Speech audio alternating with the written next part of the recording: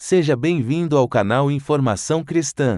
Antes de continuar, deixe um like e inscreva-se no canal para continuar recebendo novos vídeos. Muito obrigado e que Deus te abençoe.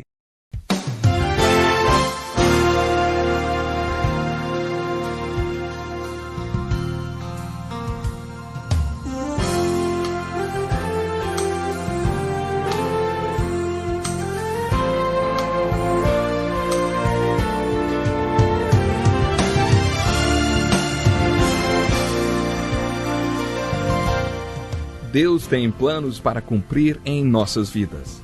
Essa é a mensagem de toda a Bíblia, e é isso mesmo que estamos estudando aqui no Encontro com a Palavra, escrito pelo pastor Dick Woodward e narrado pelo pastor Edson Bruno. Fique atento a mais um programa que o Ministério Cooperativo Internacional leva a você. Com você agora, pastor Edson Bruno.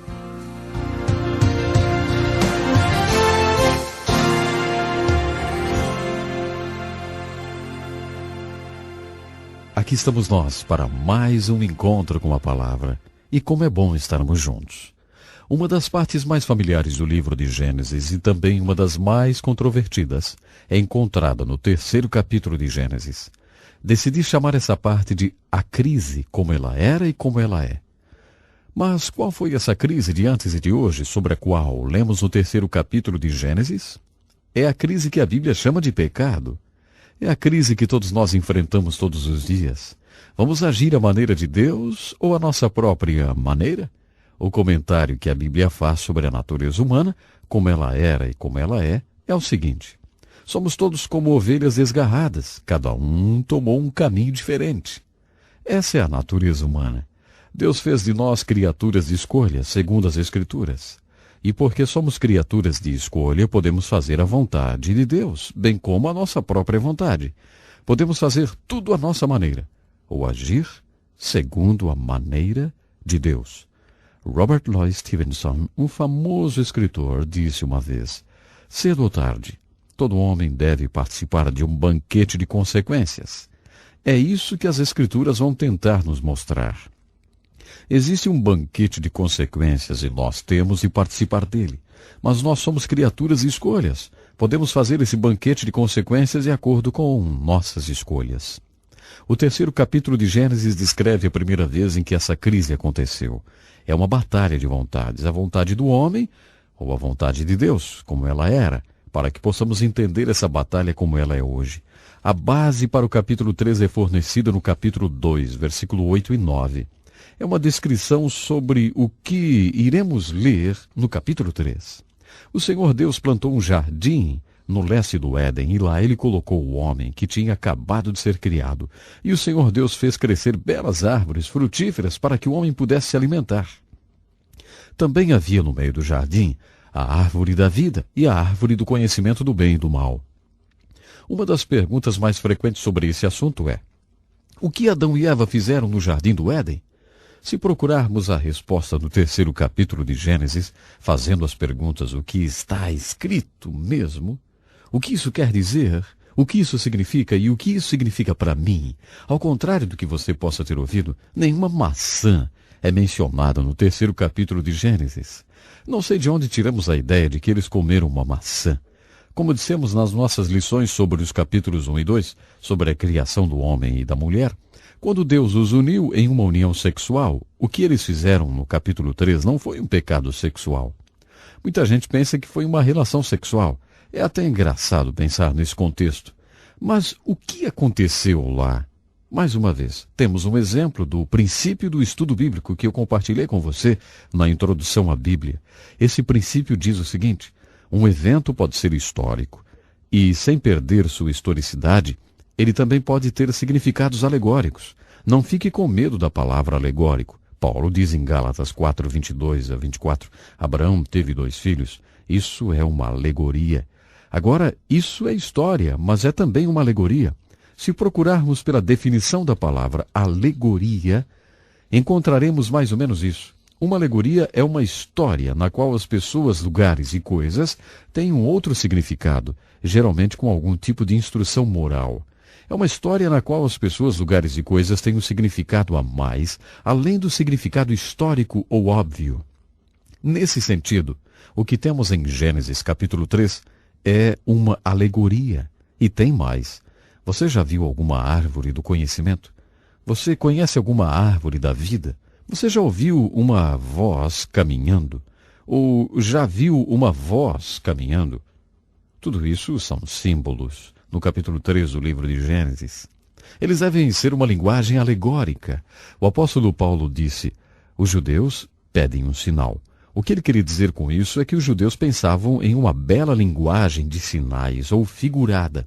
É isso que o Apocalipse, o último livro da Bíblia, utiliza para mostrar todo o seu contexto. O Apocalipse é a mais bela linguagem figurada que você poderia imaginar. Em Gênesis capítulo 3, temos linguagem figurada. Essa linguagem figurada, ou essa alegoria, está transmitindo uma mensagem muito profunda sobre a crise como ela era, e especialmente sobre a crise como ela é. Em Gênesis capítulo 2, versículos 8 e 9, vemos que esse jardim criado por Deus para o homem satisfaria as necessidades do homem. O homem foi posto entre as árvores. Essas árvores são descritas deixando bem claro como elas satisfazem as necessidades do homem. Existe uma ordem de prioridade. Primeiramente, essas árvores deveriam satisfazer as necessidades dos olhos dos homens. Também deveriam satisfazer a necessidade do homem por comida e deveriam dar vida ao homem. Mas havia uma árvore chamada de árvore do conhecimento, e eles não tinham permissão para comer da fruta dessa árvore. É isso que aprendemos no capítulo 2, versículos 8 e 9 do livro de Gênesis. No capítulo 3, quando eles pecaram, ou quando eles decidiram seguir o seu próprio caminho fora da vontade de Deus, note que a ordem de prioridade sobre aquelas árvores fica confusa. Eles não colocaram os olhos em primeiro, o alimento em segundo e a vida em terceiro, sem o conhecimento. O que eles fizeram foi, primeiro eles colocaram a comida e depois os olhos e então o conhecimento, e nunca chegaram na vida, chegaram na morte. O que isso quer dizer alegoricamente? Eu acho que essa mensagem quer nos passar algo muito bonito. Moisés coloca dessa maneira em Deuteronômio 8:3, que foi citado por Jesus no Novo Testamento. Nem só de pão viverá o homem, mas de toda a palavra de Deus. É assim que o homem vive. Esse versículo, Deuteronômio 8:3, que é citado em Mateus 4:4 e em outros lugares do Novo Testamento, nos fala sobre o propósito da palavra de Deus. É o propósito da palavra de Deus que o homem pode saber e aprender como viver. O homem não vive somente de pão ou indo atrás de suas necessidades, satisfazendo as suas vontades. Não é assim que um homem vive.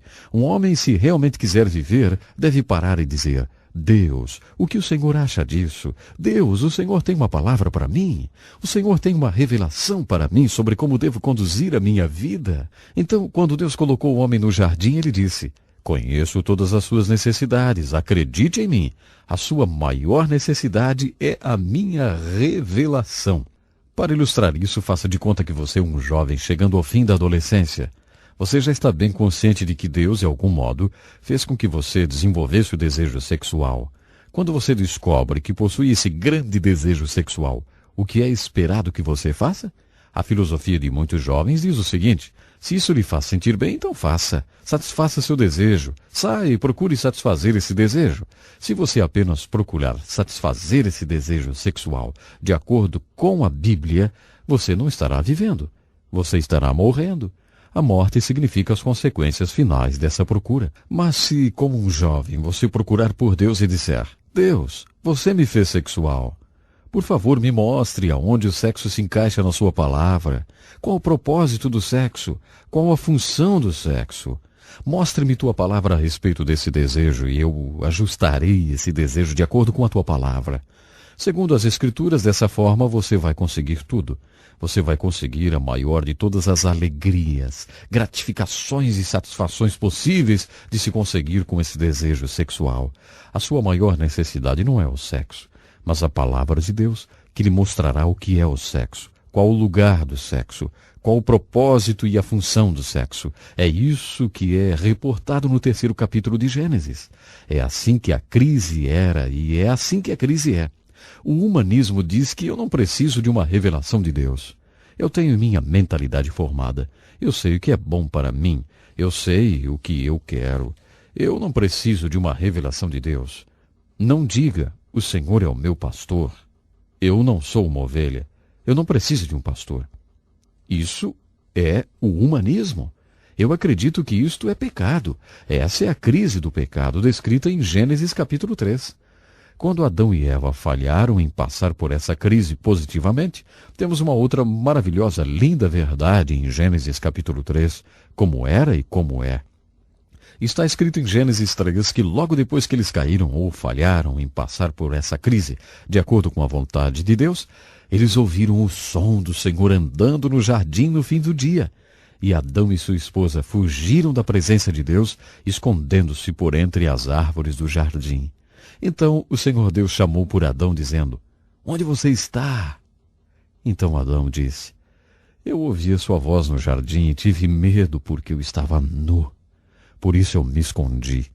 E Deus disse: "Quem te contou que você estava nu? Você comeu do fruto da árvore da qual havia ordenado que não comesse?"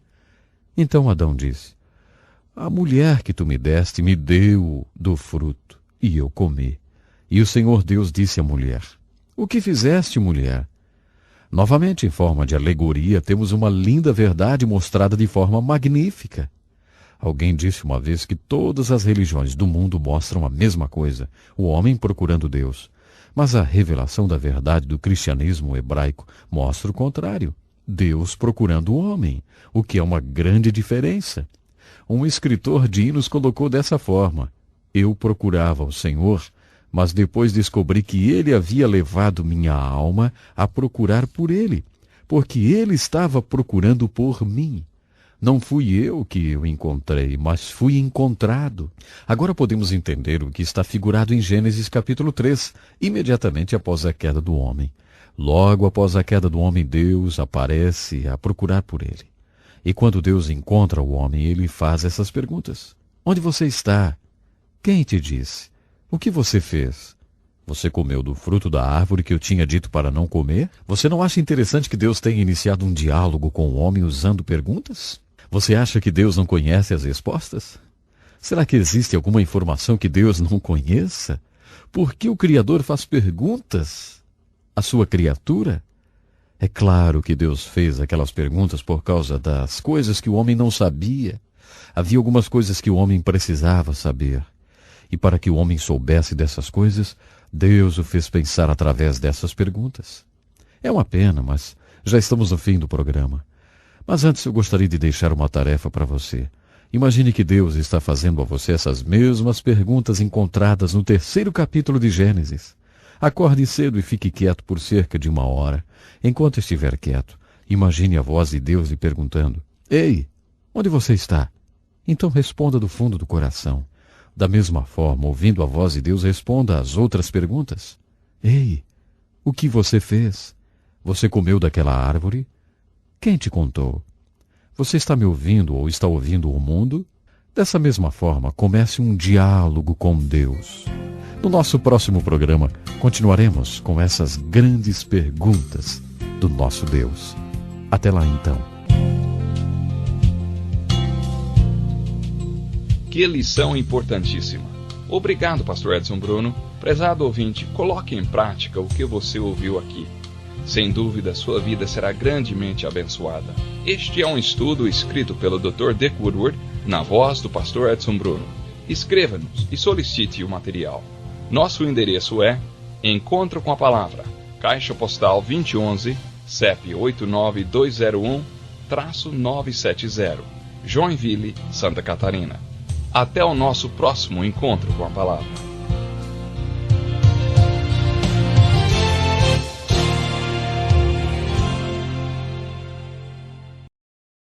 Obrigado por ter assistido um vídeo do nosso canal Informação Cristã. Esperamos que ele tenha edificado a sua vida e também da sua família. Pedimos que por favor se inscreva no nosso canal, dê um like e compartilhe esse vídeo para o maior número de pessoas, para que elas também sejam edificadas e alcançadas pela palavra do nosso Deus. Que Deus te abençoe e até o próximo vídeo.